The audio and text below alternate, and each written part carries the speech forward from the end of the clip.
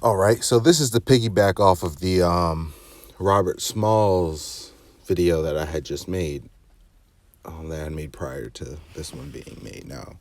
So, Silas Jefferson. I did not read this when I was making the Roberst Smalls video. I should have. I honestly didn't even get a chance to do much research at all. I'm literally doing this on the fly. I read this little passage beforehand, but basically, the story of Roberst Smalls was he was a Confederate. Apparently, he was a slave to somebody in the Confederates, or he was a slave, quote unquote slave. When World War II came around, he became a naval officer for the Confederacy, but then stole a ship along with a few people and like got intercepted by a Union ship and basically handed over the ship and the people in the ship, all the cargo and guns. The ship had guns, is what was on the ship. Brought it to the Union like, hey, I'm trying to fight for y'all, basically. And they rewarded him handsomely. He wound up running for Congress and was a real op in American history. Well, not American history. And I guess, for Confederacy, op to the Confederacy and to the Indians, warriors here, and it said that, or whatever. It said that Roberst Smalls was a great American hero, which, if you want to say that he was a hero for the Union, i.e. America, and all these euros, then okay, like, in that sense, yeah. But for us, like for our people, for our fight, for our land and our things, he was an op. And there's a couple things I should have delved into on the other video that I didn't. Honestly, I should pull this up. I really should just pull it up and not even play. It had said that Roberst Smalls had the passage. It said that he had. So when he was like after he had surrendered to the Union and switched over sides, he came back to Confederate like territory and let these men in, let the Union in. Where does it say? He had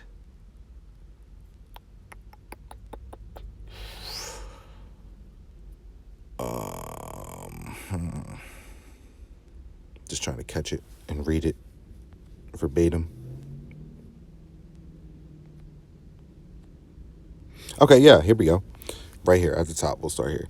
Roberst Smalls' story would be amazing if it ended there, but it doesn't. After receiving a large sum of prize money for his delivery, so this is what I should have delved into. Were people getting like money for like, handing over Confederate stuff? Like, I guess I'll look into that. Were people getting rewarded? It looks like people were getting rewarded for like if you were in the Confederacy, if you handed over things to the Union, it looked like you were being rewarded. Now, we know that blacks were fighting on both sides of the war.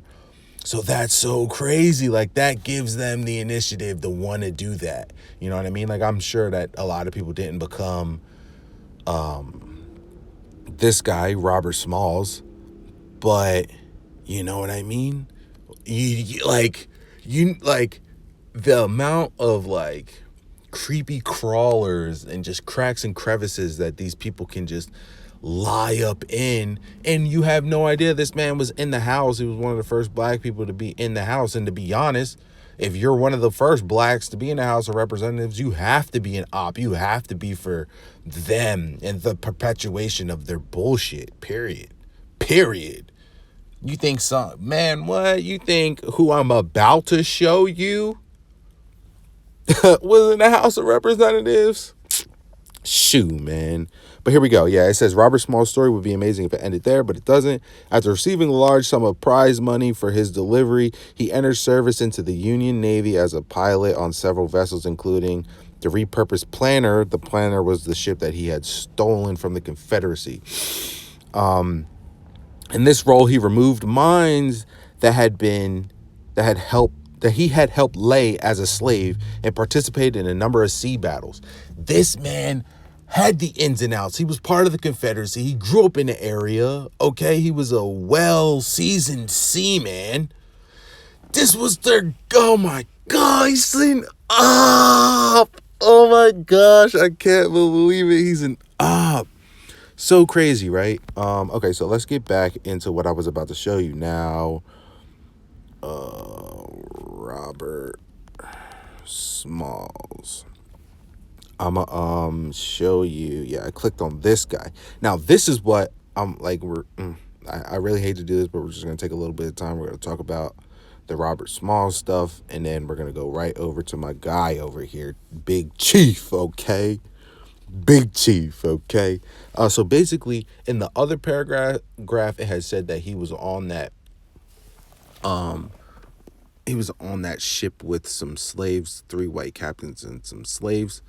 They also said that he had passed 5 ports. They were trying to make it illustrious. He passed 5 ports incognito to make it to safety. And in this guy, it says that he only passed 2 checkpoints. Nonetheless, man. What's the saying that I had come across recently? All skin folk ain't kinfolk, my guy. Golly, ain't that true? But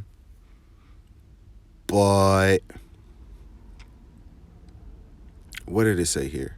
Yeah, okay, so the ship had 17 black passengers, 9 men, 5 women, 3 children, and it says that he had brought them from slavery to freedom. Nonetheless, he brought them from Confederacy control to Union control. Like, I don't like, since they were slaves and they were possessions of another person, who got possessions of those people? Were they actually free? Whatever, maybe they did get free, okay? But whatever. I don't know. Whatever. But I think this was just about it. I wanted to go over the mine things, the fact that this man, like, the mines is just like where it starts. I was like, to be honest, I guess I should have reread this before I had started to record. But nonetheless, he was in Pusto. Oh wait, okay. I just seen them talking about money too. Hold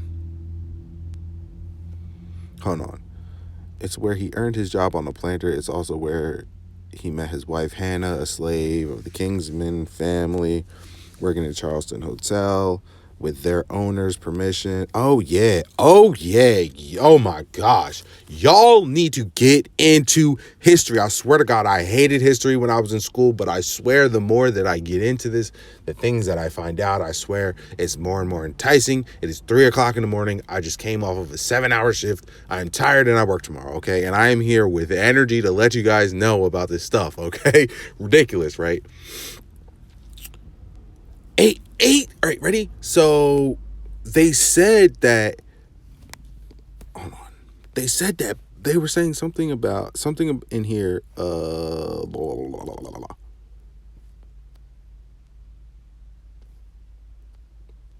No, I can't do that in this. I can't do that in this video. I gotta explain that in a whole different type of video.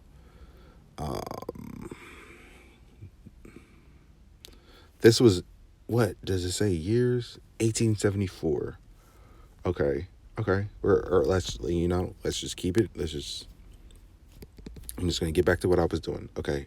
His family agreed, but his steep price at Small only had 100. Okay. Okay. Now they're talking about some apartment stuff. I thought they were about to talk.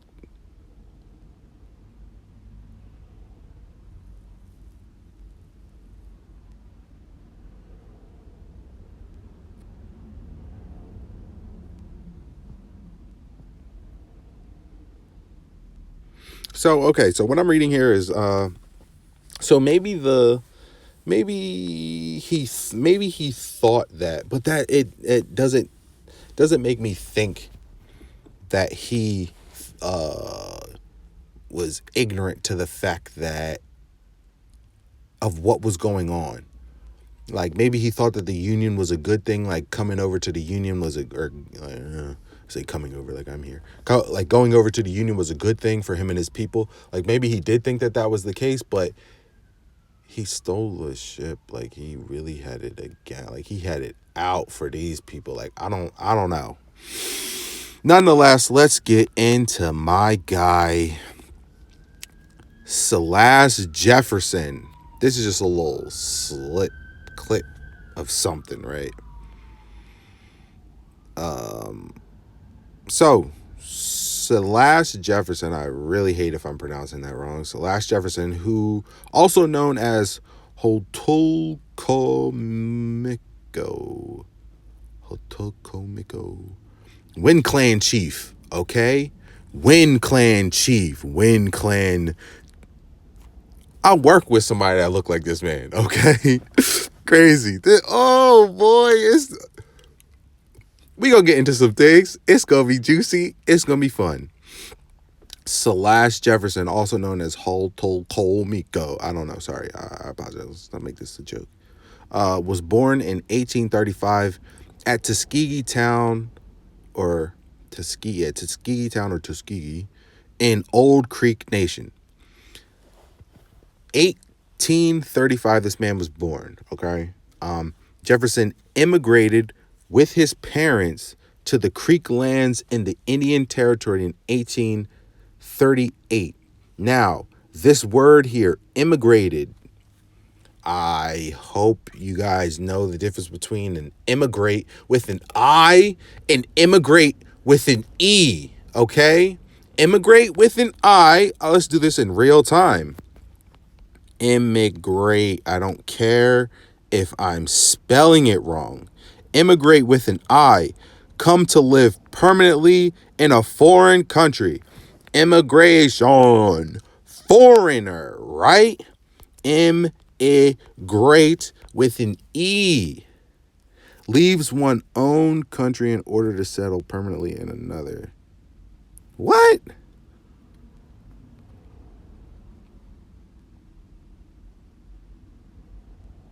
What?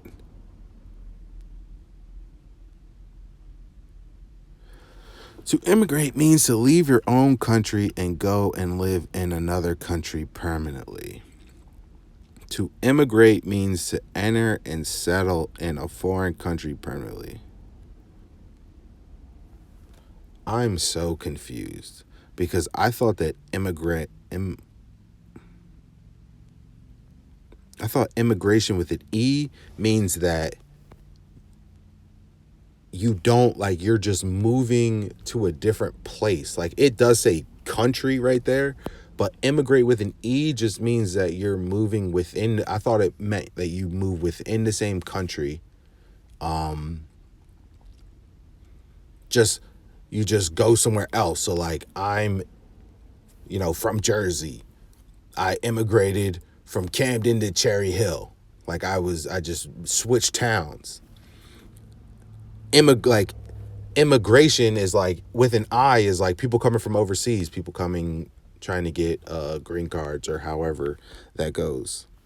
Yeah, the differences between immigration means, immigrate means to leave one location such as one's native country or region. Okay, so his native region and live in another. He left immigrate his native region, not country, region, because all they do, okay, and live in another. Immigrate means to move into a non-native country. They know what they're doing, okay? They did not say an I. So this man was an American native. And obviously, because he was an Indian and he represented them and da-da-da-da-da. This is not the paragraph that I want. Okay, so Jefferson immigrated with his parents to the Creek lands in Indian Territory in 1838.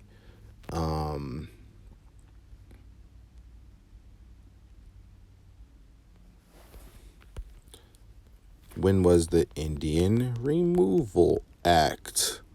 Oh, in 1830. Andrew Jackson.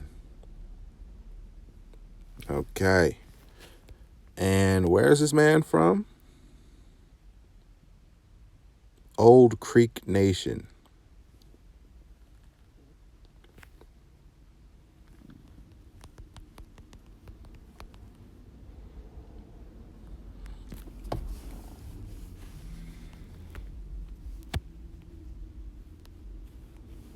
What did I just type? Oh. Removal Act. Old Creek. Jesus, I cannot type. Old Creek. Let's read it. The Indian Removal Act was signed into law on May 28th, 1830 by the United States President Andrew Jackson. The law authorized the president to negotiate with Southern Native American tribes for the removal to federal territory west of the Mississippi River in exchange for white settlement in their ancestral lands. Bro, I am going to read this to you one more time, and then I'm just going to tell you off my head what I'm interpreting it as. The Indian Removal Act was signed into law on May 28th, 1830 by United States President Andrew Jackson. The law authorized the president to negotiate with Southern Native American tribes for their removal to federal territory west of the Mississippi River in exchange for the white settlements on their ancestral land. So basically, the U.S. president came in like, hey, so we're about to have these white settlers come in and we want your area. So we're gonna designate this little spot over here for you. Go or we're gonna kill you, basically. And that's kind of how that went. Trail of Tears, all that was the black people. It was not the Native American. Like, whatever. Let's just continue to go on. He immigrated with an E. So he first, listen to this stuff. Have you even heard of this? He enlisted into the 1st Indian Home Guard Regiment. I know it's regiment. Whatever. During the Civil War, and after the war became very involved in politics. Just like Roberst Smalls. He was very much into politics after his time serving in the war. He served several terms in the Creek House of Warriors representing Tuskegee Town. The Creek House of Warriors? Where? I've never heard of that, okay? Never. They don't have that around here. And what? House of Warriors where? Okay, let's continue. He served several terms. Yeah, he also served as one of Chief Locha Chief Locha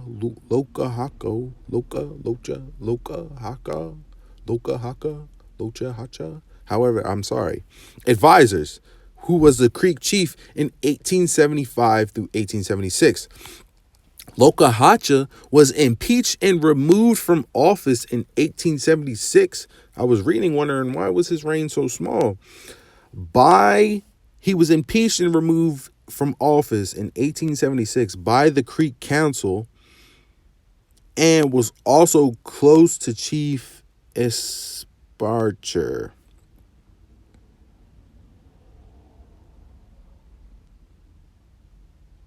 Where did I read this thing at? In 1879, Jefferson ran as a candidate for second chief on the loyalty party ticket with Esparcher, the guy that was close to Lokahacha.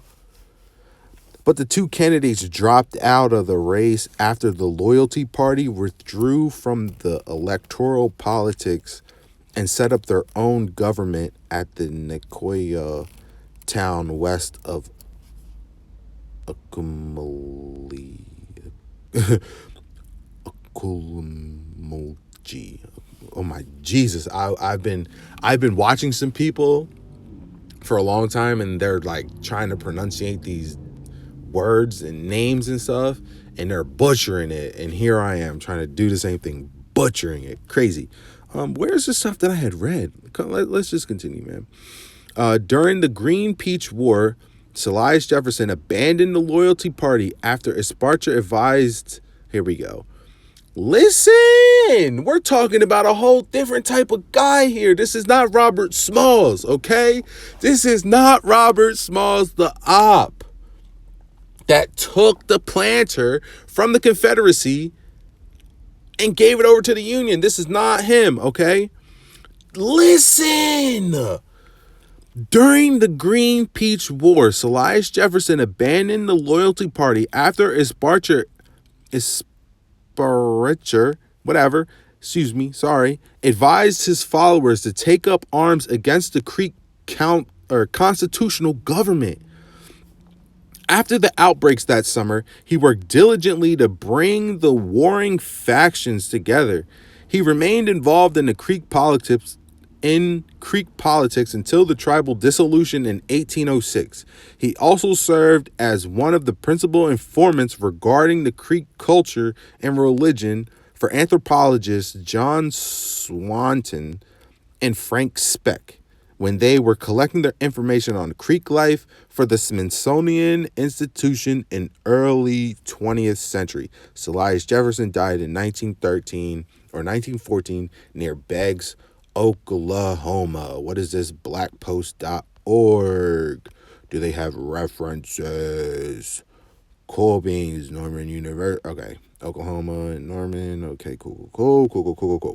So we're going to go back over that last paragraph because they didn't, they didn't really go in, but we're going to go in. They made it nice, quick, and brief, but because I guess, whatever. They don't know what they got going on in here, but this is fire right here. This is fire. Ready? So during the Green Peach War, Silas Jefferson abandoned the loyalty party, right? So the loyalty party, and it says up here, in 1879, Jefferson ran as a candidate for second chief on the loyalty party ticket with Esparcher. But the two candidates dropped out of the race after the loyalty party withdrew from election politics, and they set up their own government in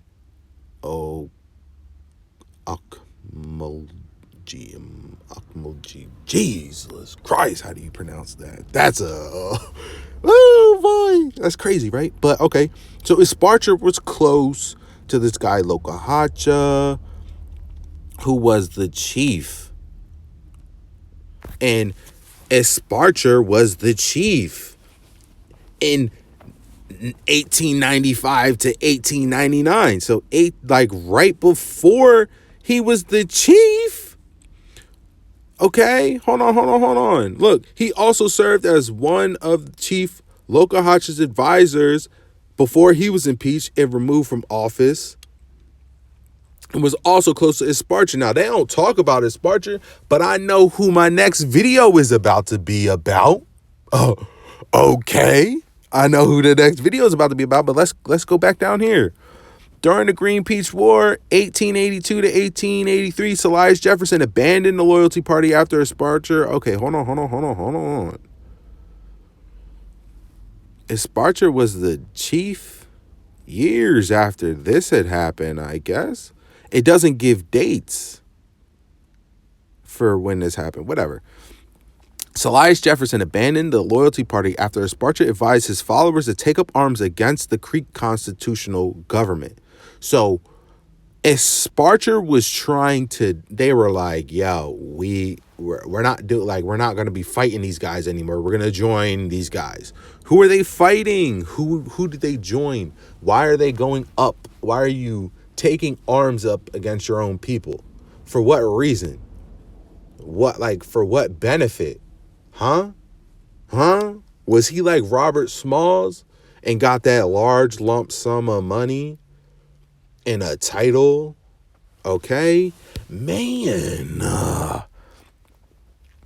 But Silas Jefferson, he abandoned the loyalty party after Sparta advised his followers to take up arms against the Creek constitutional government.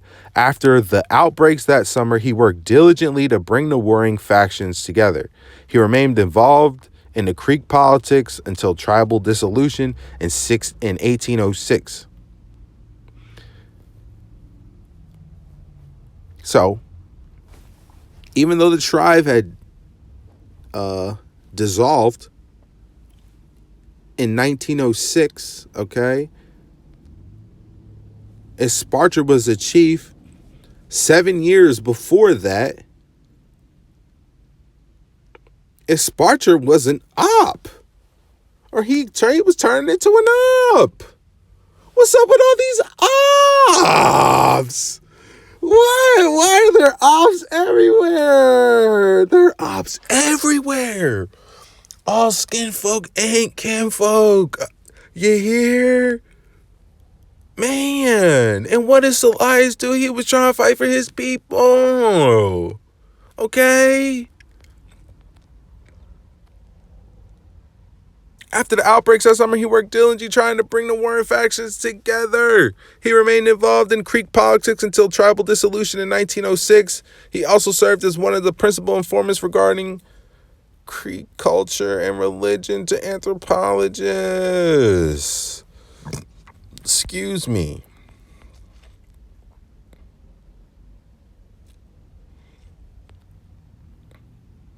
Holki Mimpo. This is a black guy. This nigga don't even remotely look like a Native American of these days, okay? And this is Big Wind Chief. Chief of the Whirlwind, okay? Them niggas that go crazy. Don't even get me started, yo. Let me relax.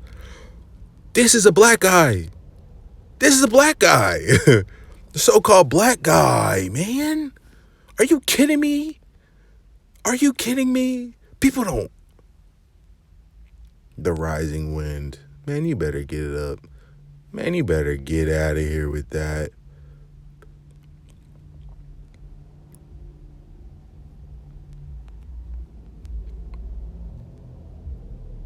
That's so. This is all right.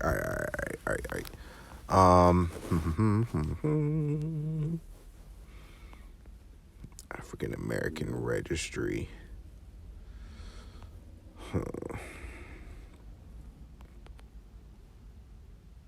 Yeah, see, it pretty much everybody got that same story, but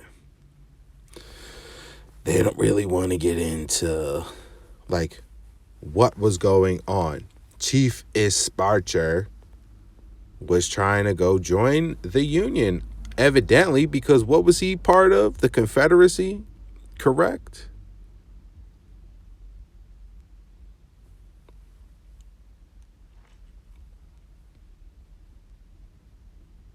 He served several terms in Creek House of Warriors. Okay, let's look up Creek House of Warriors. House of Kings and House of Warriors. Muskogee Creek Indian Freedmen.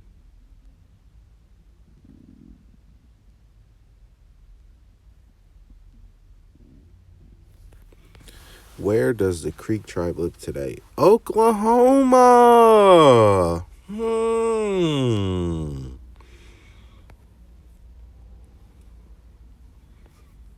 Yeah, see, Creek House of Warriors.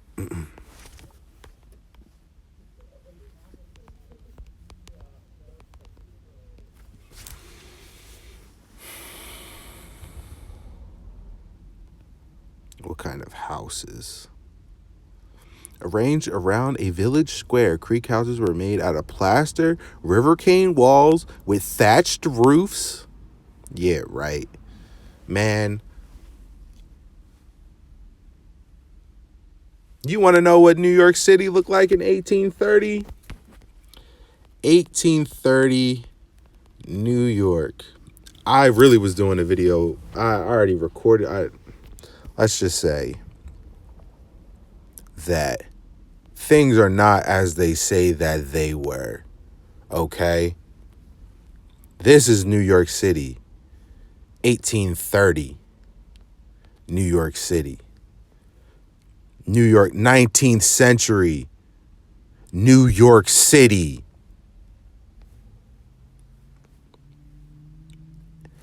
19th century, okay? New York City. I know this is Pinterest. 1906. Look how barren these roads are. I know it's cold out. You see there's no leaves on the trees. This is 1906. I was about to say 1806. I was about to go off. Nonetheless, the Creek nations and everything was still operating and everything still in these times. Let me see if I can get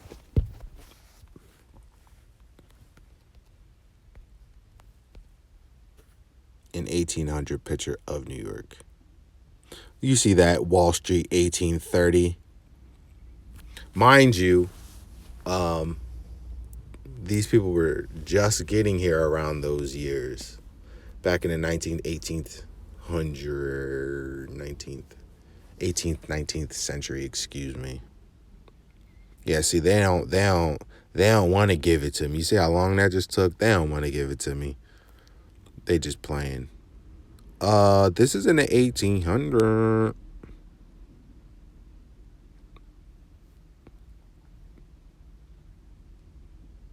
Man, let me just stop.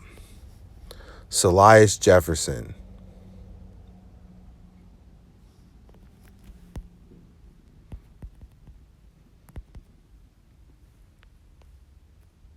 A true badass.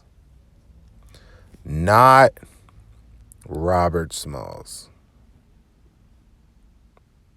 So yeah. Just figured I'd go in on Silas Jefferson because even this little passage, there's little gems in this passage. But people don't really realize, like, so who was his parents? Betsy and Jeffrey Manick. Betsy and Jefferson Manick. Let's just see if we can find anything. Betsy and Jefferson Manick. Let's just see if we can find anything on them.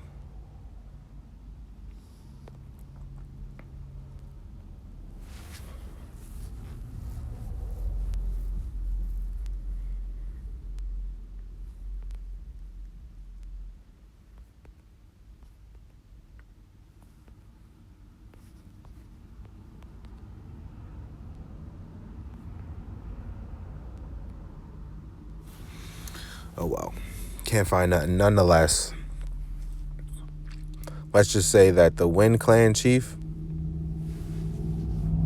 in 1860s. Oh, all right. He was a black guy. Now let's see if who's this guy? Chief Esparjar.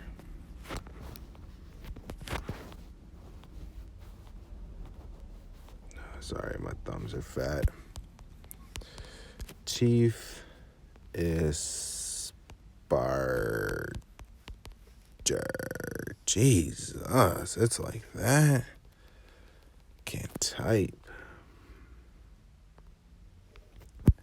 Esparjar. I don't know, whatever.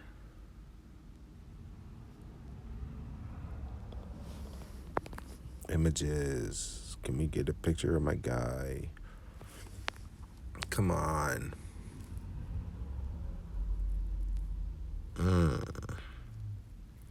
Well, I see why Buddy wanted to, what's it called?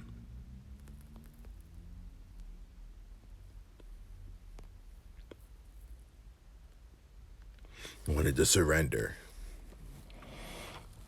Erected in 1878, Ward Coachman, Principal Chief. Creek Nation organized 1876 under written constitution of the Uckamulgee, named as capital.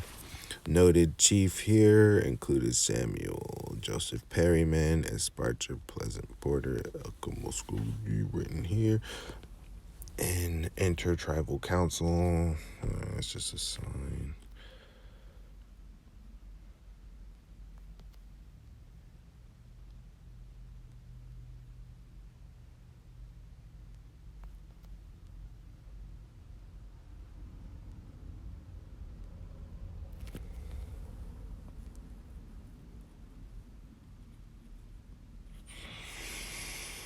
Oh boy, let's not get I'm just gonna cap it off here because we're gonna have to go deep into the whole $5 Indian thing. I'll just keep that there. The whole $5 Indian thing.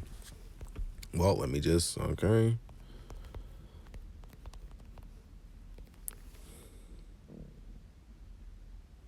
Paying to play Indian. Indian land for sale. Get a home of your own. Easy payments. Perfect title. Possession within 30 days. Find lands in the West. Irrigatable. Grazing. Agricultural dry farming. In 1910, the Department of the Interior sold under sealed bids allocated Indian lands as followed. Yeah, so the Dawes Rolls, okay, be fashioned in Indian now, but it only also was a trend 125 years ago when people paid $5 a piece for falsified documents declaring them native on the Dawes Rolls. I don't have to read more. Let's, though. These so-called $5 Indians paid government agents under the table in order to reap the benefits that came with having Indian blood, mainly white men with an appetite for land. $5 Indians paid to register on the Dawes Rolls, earning fraudulent enrollment in tribes along with benefits inherited with generations to come or by generations to come. These were opportunistic white men who wanted access to land or food rations, said Gregory Smithers, associate professor of history at Virginia Commonwealth University. These were people who were more than happy to exploit the Dawes Commission and government agents for $5. We were willing to turn a blind eye to the graft and corruption. The Dawes Commission, established in 1893 to enforce the General Allotment Act, in 1887 to the Dawes Act, was charged with convincing tribes to code their land to the United States or cede their land, cede their land in the United States and divide remaining land into individual allotments. The commission also required Indians to claim membership in only one tribe and register on the Dawes Rolls, what the government meant by the definitive records of individuals with Indian blood. Shit, like you have to go in like this. Okay, I don't care.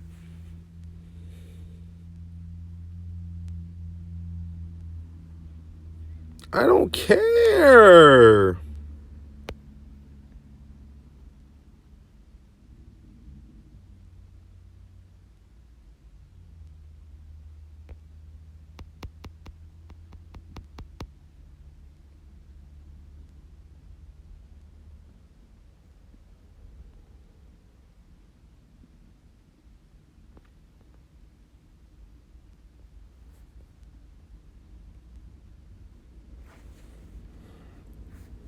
Whatever. I don't even know what that just was. Some bullshit. Some bull.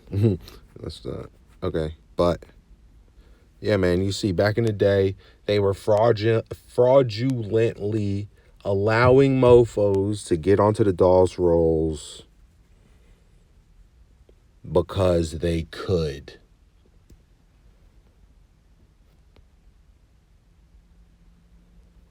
The Curtis Act passed in 1989. Okay, so before I go into this, you see 1893 to enforce the General Allotment Act, which was the DOS rolls, which was, okay, whatever. So y'all see only certain people were on and allowed and da-da-da did that. People that didn't do that, which was a lot of people that didn't do that,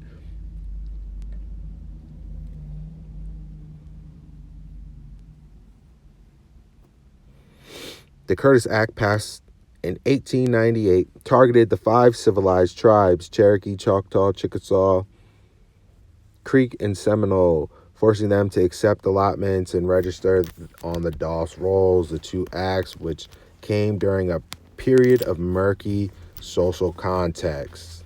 I wonder what the fuck you mean about that. When people didn't like each other, when things were real messy, okay, when there was a lot of wars going on, okay, you don't hear about the Indian wars that were going on. Yeah, there's the Civil War and there's the World War, whatever. There's the Civil War. I'm not even going to talk about the World War. I'm talking about the Civil War. Right after the Civil War. Oh, well, it explains the period of murky social context after the Civil War when white and black men. Oh, they're getting into this. After the Civil War, when white and black men were intermarrying with Native American women, aimed to help the government keep track of real Indians while accelerating efforts to assimilate Indian people into white culture, Smithers says. Bro, this is a motherfucking banger right here. This is a banger, and this is coming from the IndianCountryToday.com. Whatever, man. This is a banger. This is a banger. I didn't even try. I'm finding evidence for myself for what I'm trying to tell people.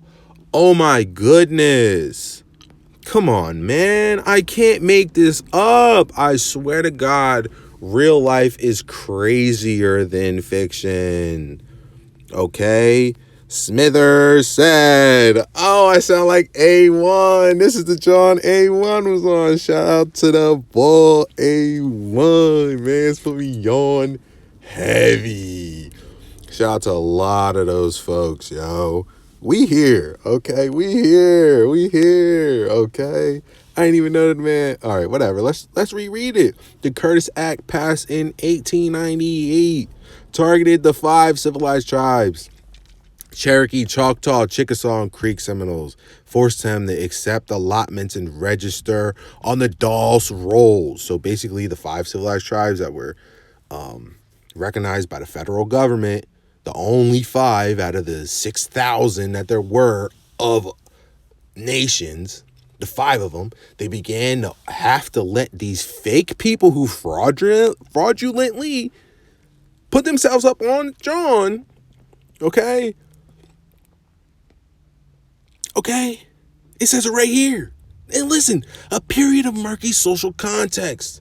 There was a point of time when black men, if they married black women, they had to pay extra money in taxes on their black wife. If they married a white lady, they didn't have to pay any money for being married.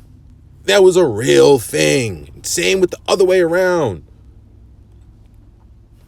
White men were encouraged to marry and intermingle with black women, Indian women, indigenous women. Come on, man. To assimilate. It says assimilate the Indian people into white culture, but they really mean the white people into, oh my gosh, into our stuff. So they like, that's how, you feel me? Beneficiaries, however you say that. Kids of people, okay? That's all. That's Come on, yo, they got a lot of tactics. A lot of tactics, and this is one of them. Let's keep reading. This is ridiculous. By 1865, African Americans and white Americans were moving into the Midwest. African Americans dodged the hijack, as they say, into Indian and Oklahoma territories, all vying for some patch of land, and they could call their own and live out their Jefferson view on independence. He said Jefferson, whatever. The federal government poured a lot of effort and energy into the Dawes Commission, but at the same time, it was very hard for both Native and American governments to keep track of who was who. The Dawes Commission set up tents in Indian territory, said Bill Welch, director emeritus of the Oklahoma Historical Society's Office of America Indian Culture and Preservation. Their field clerks scoured written books, took oral testimony, and generated enrollment cards for individuals determined to have Indian blood. That included authentic Indians, Wells said, but it also included lots of people with questionable heritage. Commissioners took advantage of their positions and enrolled people who had very minimal or questioned connections to tribes. He said they were not adverse to taking money under the table. The implications of such shady practices are enormous now, Smithers says. $5 Indians passed their unearned benefits to heirs who still laid claim to tribal citizenship and associated privileges. Now we have people who are white, but who can trace their names back to the rolls used by tribal nations to ascertain who has rights as citizens, he says. That means we have that means we have white people who have the ability to vote at large. It means political rights. It means potential to influence tribal policy on a whole range of issues. It means people have access to healthcare, education, employment, and the implications are quite profound for people who got away with fraud. Bro, what is this? A new news? This is a news thing. This is in the news. You gotta look for it, man. Otherwise, you won't even know. You don't even know. I'm in here making this video in real time, really figuring out and finding out that this shit is true as hell. And like, yeah, I've been watching videos and been like, okay, but like, bro, it's really like that. It was really like that. Fraud. They said it right here. Fraud. They got away with fraud. On the flip side, while non-natives paid to play Indian, many authentic natives who didn't trust the government chose to not register with the Dawes rolls at all. Like I said, people didn't want to do it at all, said Gene Norris, a genealogist at Cherokee National Historical Society. That means people with legitimate claims to tribal enrollments and benefits are now excluded. Native Americans are the only racial group defined by blood, Norris said. Even that was arbitrary in the 1890s, siblings who talked to different commissioners emerged with different blood quantums because they didn't apply together. Some of them had different blood degrees. Man, whatever. In short, the Dawes roll forever changed the way the federal government defined Indians, and in many cases, the way Indians still define themselves. Bro, this is a banger right here. I don't care what anybody says. This is what I'm sending to everybody from now on. This is it. This is it. This is it. But Nick, so back in the first census, oh my gosh, there's so much stuff. Oh, and to get people to wrap their heads around it is ridiculous, because even what I've shown so far, when I showed you Chief Issa whatever, okay, instead of Silas Jefferson, I like the chief of the clan looked like this. And this is in the early 1900s or 1800s. So who even knows if he was really a native? But Jefferson, what?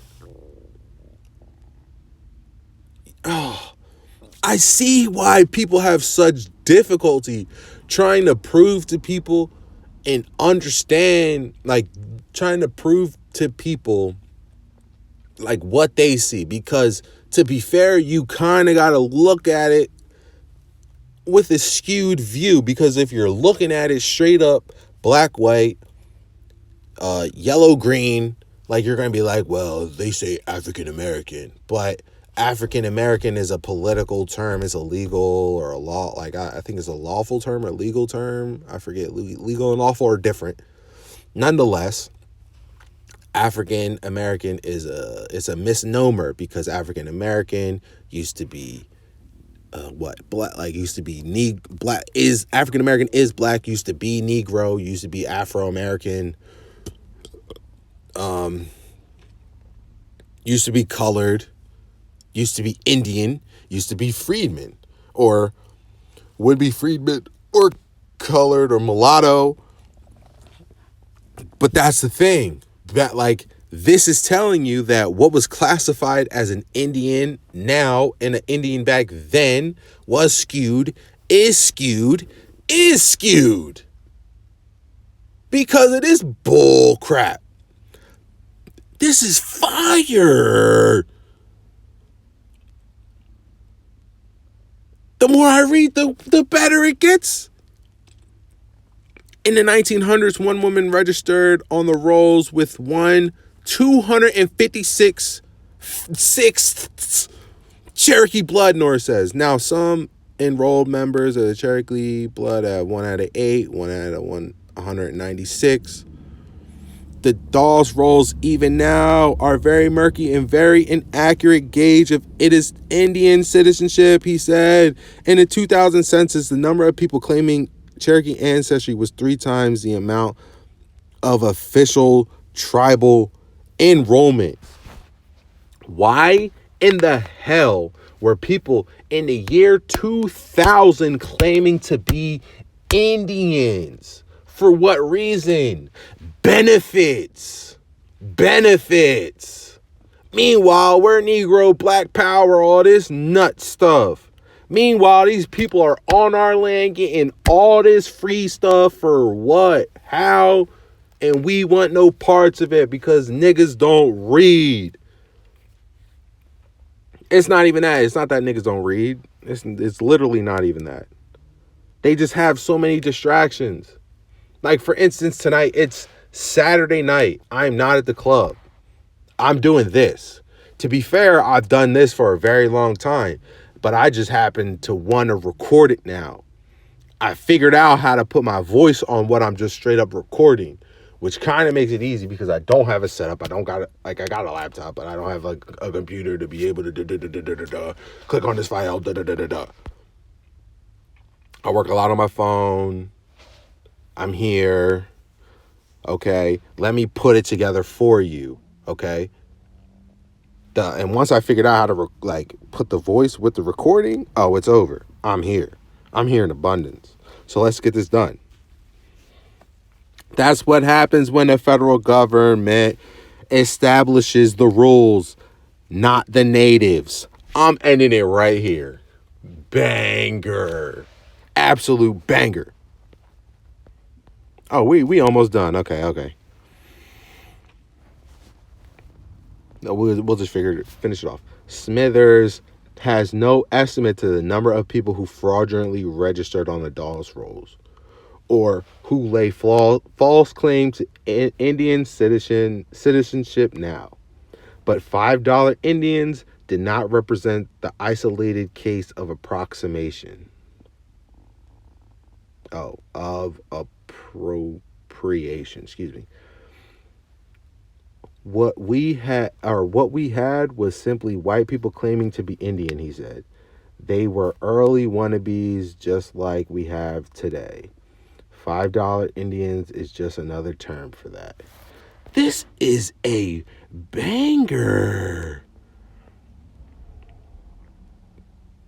Yes, this is very true. However, real Indians are waking up and clearing ground. We know who we are, and we know that all the money from the oil fields and the casinos belong to us, as well as the land and all the businesses and occupied. And my man talking that talk that talk. This is terrible and disgusting to sell out of people's hair. Oh, he said, "Oh my God, yo, I love it."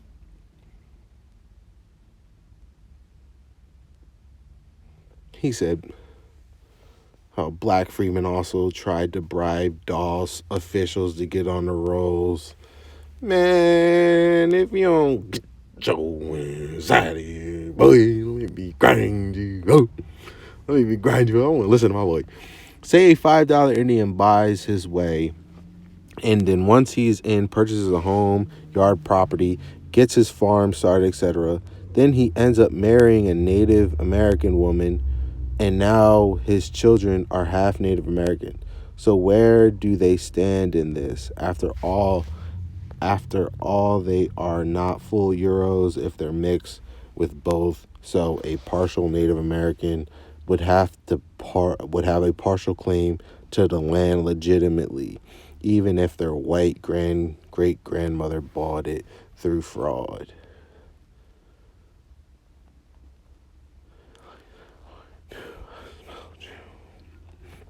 Who else would have the low moral character? This is on a disgraceful thing like that. Anyway, what do you do about people caught in the middle? Say a $5. Okay. Yeah, what do you do about the people in the middle? You're either about giving. All right, let me not.